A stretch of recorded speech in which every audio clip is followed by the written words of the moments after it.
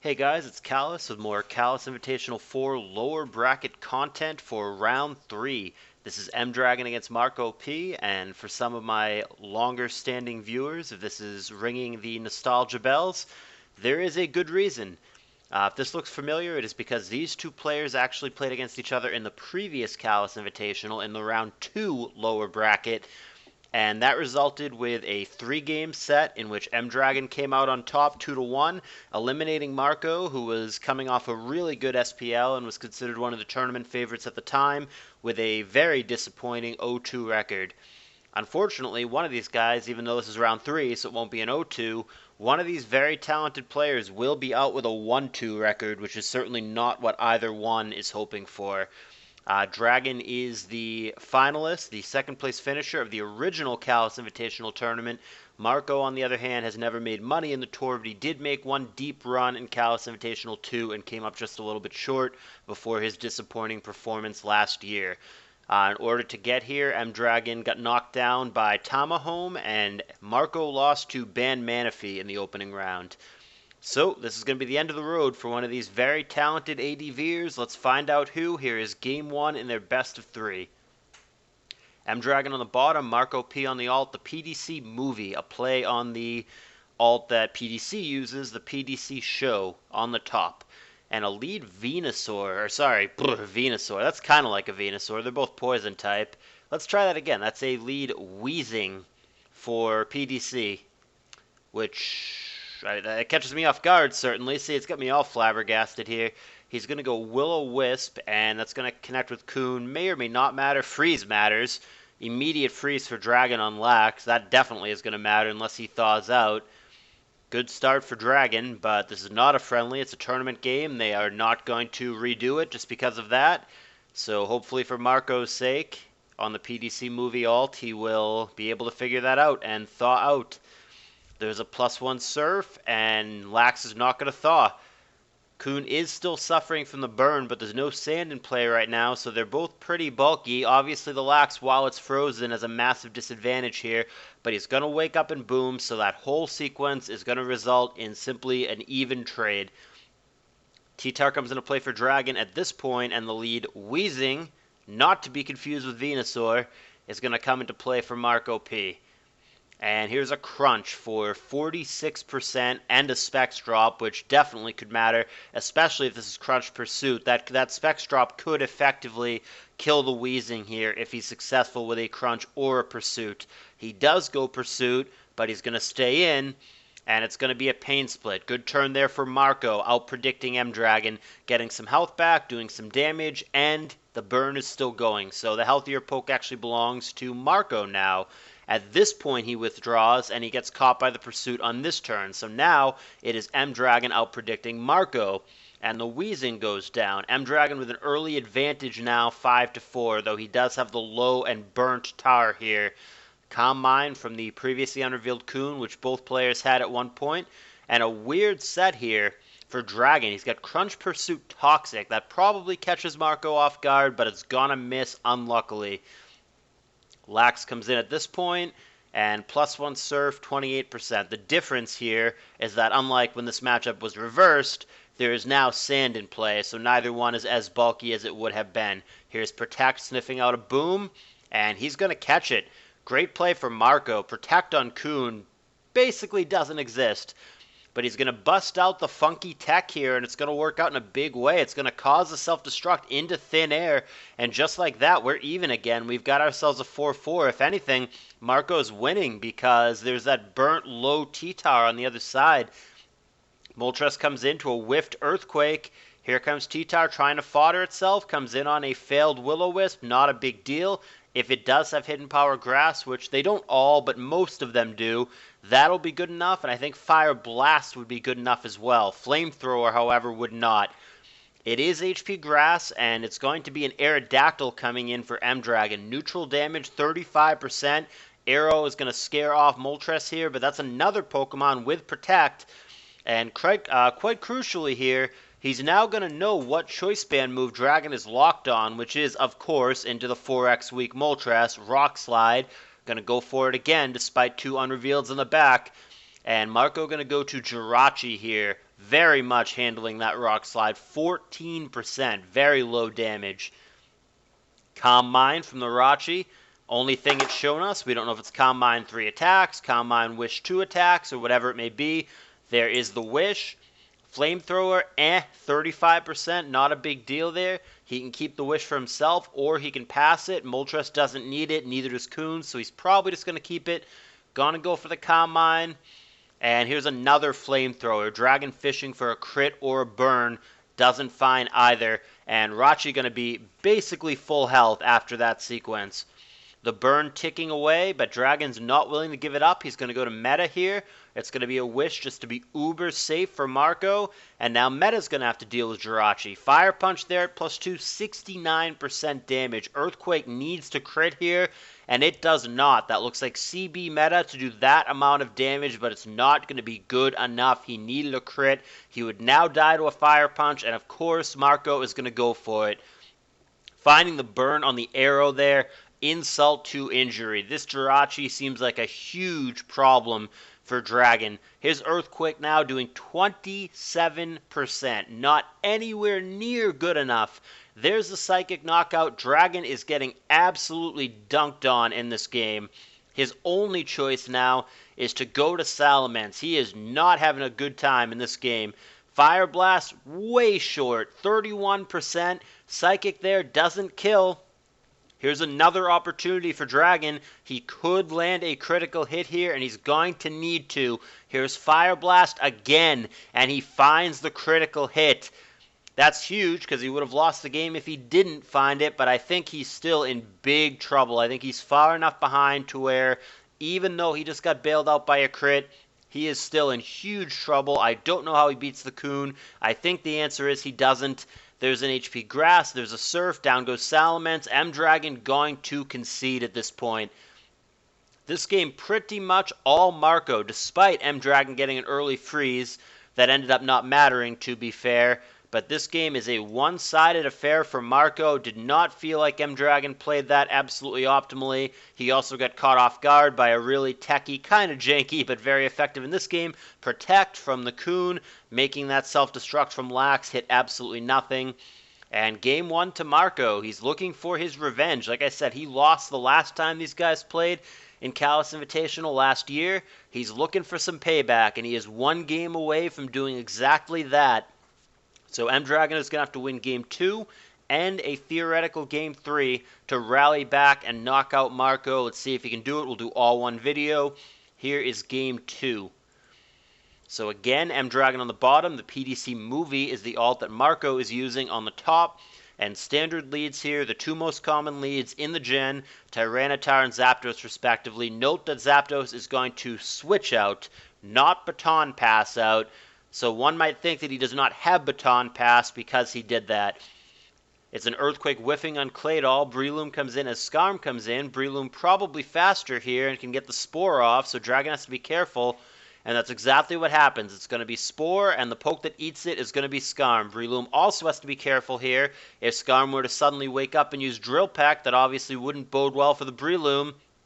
And Dragon is going to opt to stay in and kill a Sleep Turn. Doesn't wake, and Zapdos makes his return appearance. No Pokemon have been damaged just yet. Cacturn coming in for Marco. We get some Sandveil action here, but not in the traditional sense. And by revealing Cacturn, that also effectively reveals Tyranitar for Marco in the back, because nobody is going to run one of the Sandveil pokes without Sand, obviously. So there's going to be a T-Tower in the back somewhere for Marco. So Leech Seed is going to connect with the Sleeping Skarm. He also got a layer of spikes up. Going to go for sub now as opposed to layer number 2. And it's a long nap for Skarm. That's 4 turns of sleep.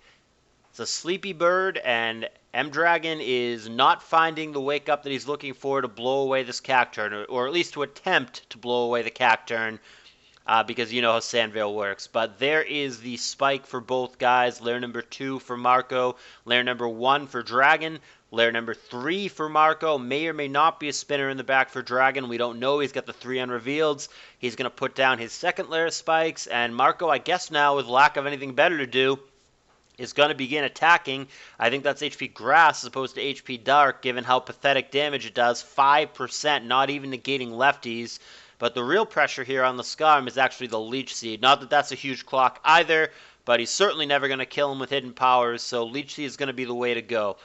So here is the magic question. Does Dragon have a way to block the inevitable rapid spin here? Here's Gengar. Claydol is not going to go for it. He's going to scout the Gengar. Great play there for Marco, going Psychic into, probably an obvious Gengar, but nevertheless an unrevealed Gengar.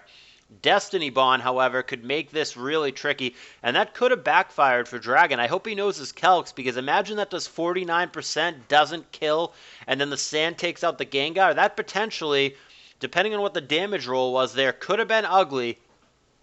Dragon must have it EV'd specifically to where even an uninvested Claydol would always 2-hit KO it. Otherwise, that does not work whatsoever.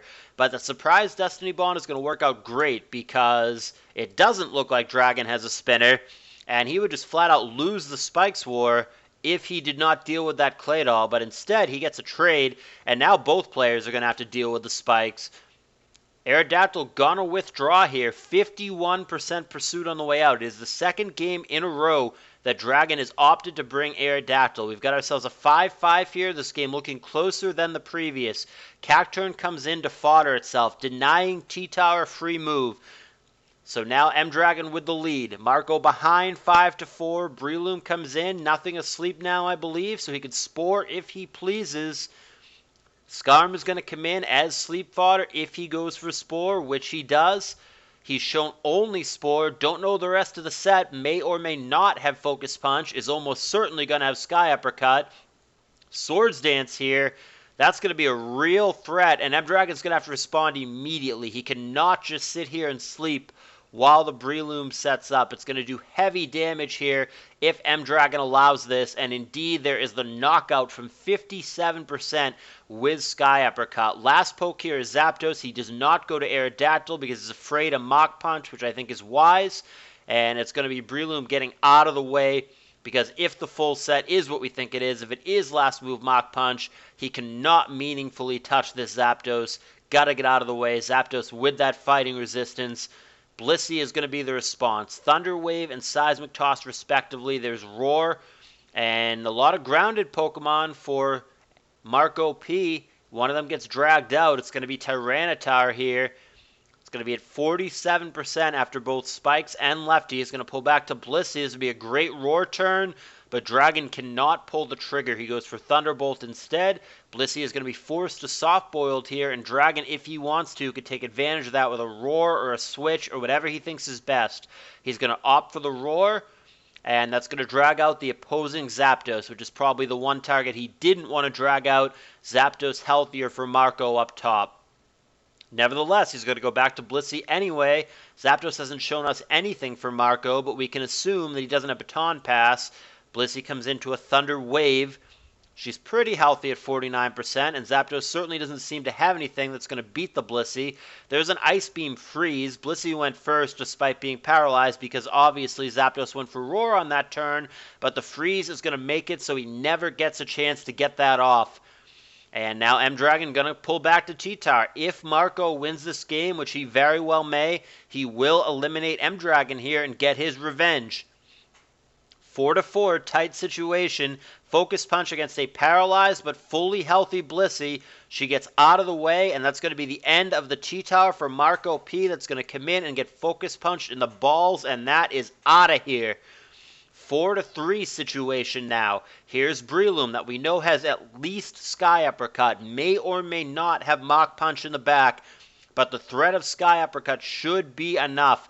Zapdos no longer an answer. It is frozen. M-Dragon is gonna give that up between the Sky Uppercut and the Sand, and that leaves us in a 3-3 situation. The Aerodactyl still refusing to come into Breloom because M-Dragon suspects it may be last move Mach Punch on that Breloom, and I think he's right in that suspicion. There is a very real possibility that indeed that's what's going on here.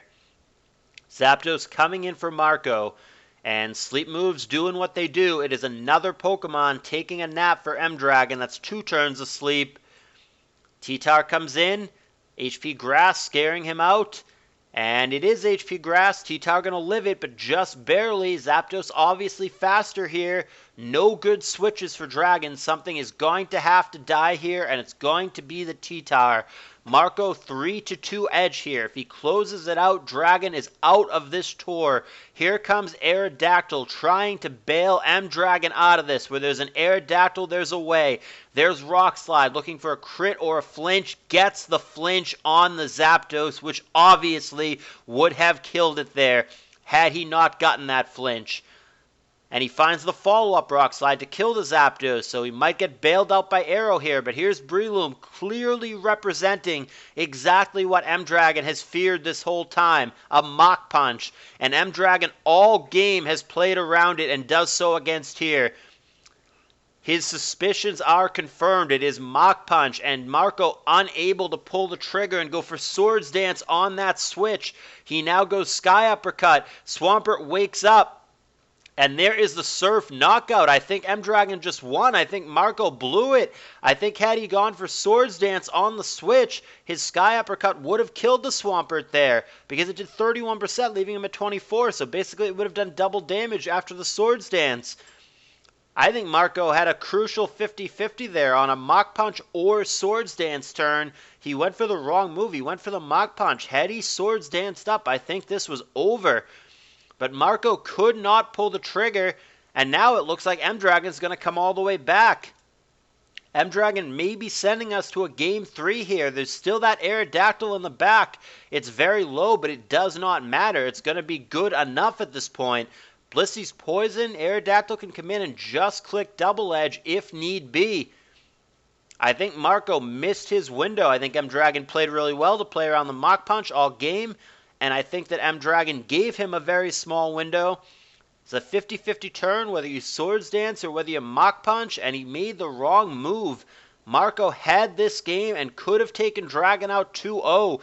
Cannot capitalize on the very small window that Dragon gave him. And Aerodactyl, which Dragon has brought 2 games in a row, is going to close it out and send us to a Game 3. I thought Marco was ahead for a good portion of this. I really thought that it was going to be a 2-0 for Marco. It was looking that way. But somehow, some way, Dragon is going to clutch it out and send us to a third game. Marco has got to be kicking himself. He knows he had his chance there. So now we are going to go to a Game 3, and the winner is going to continue on, and the loser is going to be out. Here is the third and final game. I will switch the sides for continuity once we begin. M-Dragon versus the PDC movie. That's Marco P. And again, I'll put Dragon on the bottom. So it is a meta and a T-Tower lead. These are standard leads. Here comes Scarm for Marco P. Meteor Mash, 16%. Not a Choice Bander. He does get an attack raise, however. And we've got a Spike. And we've got a Hidden Power, so it's a mixed Metagross for M-Dragon. Hidden Power Fire there, of course, which is usually paired with Psychic and Boom as the last 2 moves. But sometimes it doesn't have Boom. Sometimes it's Pursuit or something along those lines. But the standard set is Meteor Mash, HP Fire, Psychic Boom. We'll see later if that is the case. So, T-Tower gets blown out. Rock Slide, unlucky miss for M-Dragon. That's going to benefit Marco, obviously, because it gets a second layer of spikes that he otherwise would not have had. So that could be an important miss if it turns out M-Dragon doesn't have a spinner. Rock Slide now is going to be met by a rock-resisting Claydol on the other side from Marco. And here comes Scarm, so both players have Scarm Tar, unsurprising. Comes in for free on the Earthquake. Interesting that he's going to switch Scarm into Doll. That's going to indicate that he either has Drill Peck or Toxic. The problem with this is exactly what you see here. That Marco, with his weakened Scarm, is going to come in and heal up and get lefties over and over again for free. So all that early damage that M-Dragon did is basically going to be undone here. You're just giving it free recovery and basically backtracking on the progress that you made earlier. So 3 layers of spikes come down for Marco after showing that he's got a Taunt Scarm. He's also nursed his way up to 42%. He's going to again switch Claydol in, and it's going to be only 26%. That's kind of underwhelming. I don't even know if it's HP Bug. I think that's actually, this might be a mixed T-Tower for M-Dragon. I think that actually might have been HP Grass doing that little damage. So this seems pretty advantageous at the moment for Marco. He's got the 3-1 spikes advantage, and he keeps nursing his Scarm up. Drill Peck doing 9% is just not that damn exciting. Looks like a pretty good position in the early game for Marco. He's going to taunt here to prevent spikes. And Dragon going to oblige this time with an 8% drill pack. Hey, it's more than lefties, so progress being made. The lead T-Tower returns for Marco, and that too is going to eat a drill pack, taking 11%. It does have lefties, so all the damage does count. There is Fire Blast, and it's going to be a miss and a Toxic. That's a good turn for M-Dragon, obviously dodging the 85% move and then hitting his own 85% move. Strictly advantageous for Marco, unlucky turn for M-Dragon rather, an unlucky turn for Marco. Now a critical hit for Marco, not super relevant though. It's a Fire Blast crit. T-Tower on its deathbed now for Dragon, and it's just going to stay in and die. There's a Hidden Power Grass, so special tar or a mixed tar. And here's Aerodactyl for the third game out of 3 for M-Dragon. He has brought that consistently against Marco. He either really loves that poke or he's convinced that it's a good Pokemon against this particular opponent, either or. But Aerodactyl going to make its third appearance for M-Dragon, and Rock Slide combined with the poison is going to take out T-Tower, leaving us in a 5-5. Claydol against Skarm. Rapid Spin coming down. So overwhelming spikes advantage here, 3-0 for Marco, but Pokemon-wise, we are at a 5-5. Still don't know if Dragon has a spinner, yet to be determined. He is going to establish one layer of spikes again as Blissey gets shown, so the trusty Skarm Bliss combo for both players as it turns out. And it's going to be Thunderbolt from Marco's Bliss, so we might be looking at either Thunderbolt over Ice Beam. We might be looking at 3-attack Soft Boiled, so no status. It also could be Calm Mind Bliss, but no, it's going to show Sing here, which is a great surprise move. I don't know that the other Bliss was his intended target necessarily, but he is going to connect. He's staring down the clock of Toxic here, so I don't know where he thinks he's going with this. Just a Thunderbolt there. Again, maybe thinking that the Arrow or the Skarm was going to try to sneak in. It doesn't. And now Dugtrio is going to come in just in case the Blissey stays in, which it does, but it goes for Soft Boiled here.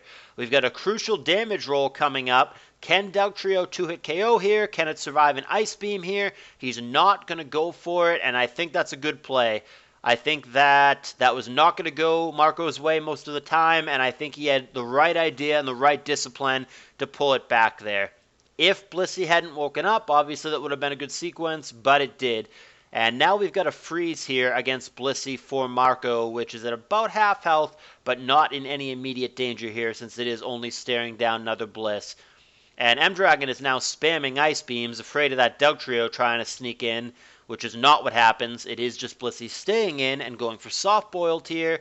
We've got ourselves another close one. The first one was heavily favoring Marco, but these latter two have both been very, very tight and can go either way. Toxic and Sing respectively. Toxic is going to hit, Sing is not. And it kind of feels like Marco actually doesn't have a great switch into opposing Blisseys. I mean, not that his Blissey is a bad switch, but like once his Blissey gets hit with Toxic, which we've seen a number of times, eventually he has to switch out. Something has to come in. And it doesn't feel like Marco's had anything he's very comfortable switching in that situation. We once again find ourselves with Skarm on Skarm, and once again, it is Marco going for Taunt, trying to get some lefties, and also, more importantly, to prevent spikes from Dragon. There is just that one layer down. It's weird that he's got a Taunt Skarm and a Claydol. Usually it's one or the other. I mean, it's extra padding trying to win the Spikes War, evidently. But usually Claydol's enough. Usually you don't actually need Taunt Skarm with it. Meteor Mash was an over-prediction for Dragon. Hidden Power Fire would have been better. He thought there would have been a switch there. There was not. And Whirlwind gets shown, so we've seen all but one move. Could just be last move Toxic here. Might be part of the reason why he has the taunt. But every single taunt, M-Dragon just comes back with Drill Peck. He's just trying to chip away at the opposing Skarm. He's got it back down to 25%. Make that 17%. There is the Whirlwind. He's trying to find out what that last poke is, which is still unrevealed this whole time. And Skarm does get chipped down to 23%. Claydol comes in case there's a Rock Slide. There is not. There is Double Edge, but Claydol will survive another non-crit Double Edge. Skarmory comes in once again. And Psychic there, I guess the best thing, or probably the only thing, that he could have done to Aerodactyl there other than blow up on it. Psychic is going to do negligible damage to the opposing Skarm, and Dragon is playing it aggressively. He continuously drill packs and whittles away little by little, and I do mean little by little. We're talking 8 and 9% a pop against the opposing Skarm, keeping in mind that he's getting 6% and change back every turn with the leftovers. Double Edge is going to finally kill the Skarm of Marcop, and we've got ourselves a 5-4 M-Dragon lead. Last Pokemon revealed for Marco is Zapdos, and obviously Aerodactyl stuck on Double Edge gets out of the way.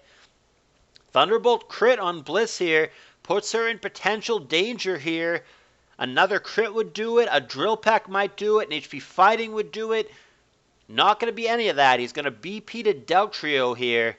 I don't know. If he didn't want to go for it before, why is he going to go for it now? He certainly can't kill her from 80% with a non-crit Earthquake, and he's way less likely now to survive an Ice Beam than he was before. In fact, it might be impossible.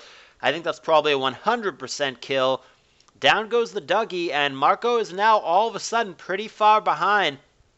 Can he kill Bliss here? She dies if she comes back in on Spike, so she must stay in and survive. She's actually going to outspeed the Claydol here, so Marco has to resort to blowing up on it, and that's going to leave us now in a 2-4 situation with Marco. All of a sudden, it was a pretty even game, but all of a sudden Marco is against the wall here. Needs to dodge Rock Slide and doesn't, and Marco looks all but dead. He's got only Blissey remaining. He's going to need some serious heroics here, starting with dodging this and then finding a way to kill 4 pokes on the other side, one of which is unrevealed, but none of that is going to happen. He can't dodge the Rock Slide, and M-Dragon for the second year in a row is going to eliminate Marcop from this tournament. Last year it was round 2. This year it's round 3, but we are going to have some deja vu here. It's going to be a 3-game set, just like last time, and it's going to be M-Dragon coming out on top 2-1 and eliminating Marco, just like last time. I've got to go back to that game 2. I've got to go back to that crucial turn. I don't know that Marco did anything, air quotes, wrong, per se, but it was like a 50-50 turn. You either mock or you Swords Dance on that crucial turn. And if that one 50-50 decision, if Marco had just made that one turn, if he had done it the other way, I believe that Marco wins the set 2-0, and we're looking at a totally different outcome. It's the difference between 2-0 or what we actually did get, which is a 1-2 from Marco's perspective. M-Dragon bringing it all the way back. Pokemon really can be a game of just the smallest little things like that that ultimately decide everything. But M-Dragon makes this one not nearly as close. First game was Marco heavy. Second game was really good, by far the closest one. And this third game, it was close for a good while, but M-Dragon clearly pulled away at the end. He's going to have the 4-0 victory. He's not even going to reveal his last poke. And he's going to make a statement here that he is in this tour to make money for the second time. So Marco is going to be out. Combined record in the past 2 years, 0-2 and then 1-2. So a 1-4 record, which is lower than you'd expect from a player of his caliber. But that is the nature of this tour. Brutally competitive, really good players are inevitably going to have not-so-hot records. There's just no way around it. There's just, every year, 8 guys are going to go 0-2. 8 more are going to go 1-2. That is just the way that this tour goes. All right, guys, that's it for my narrations for the round. All the other ones are going to be done by everybody else. I hope you guys enjoyed it, and I will see you guys in round 4.